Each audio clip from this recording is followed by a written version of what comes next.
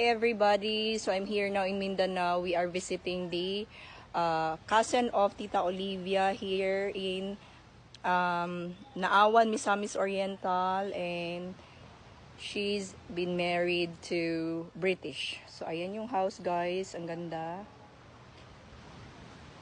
Ayan, so ayan. Let's go, I'm gonna tour you around.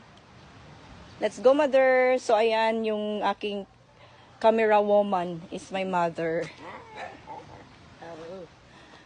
So ayan guys, tingnan nyo yung ano niya, yung property niya here in Mindanao is so very nice.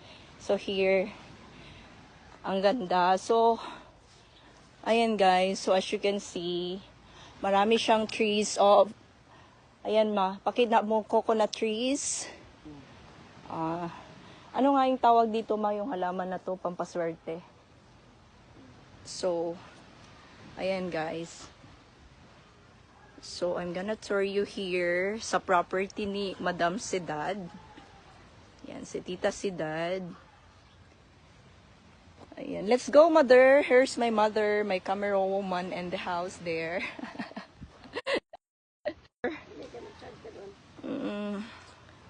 And guys, i-tour ko lang kayo for a minute, no? So, this is a family cousins. So, ayan yung bahay. Ayan si mother.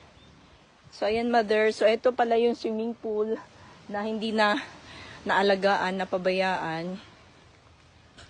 So, ayan mother.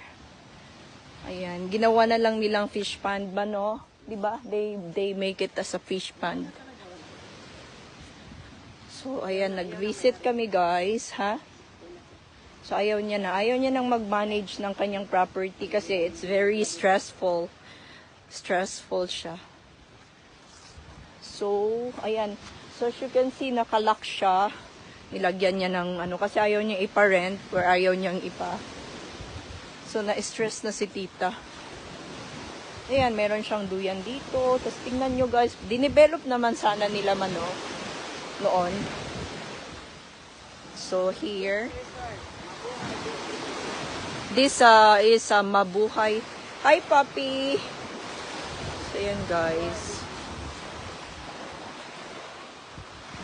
Ayan si mother, nag-camera woman ko. So, ayan guys. So, pag maliligo kami dito, pero grabe naman, umuulan kasi guys, kaya sobrang laki ng alon. So, it's dangerous for me.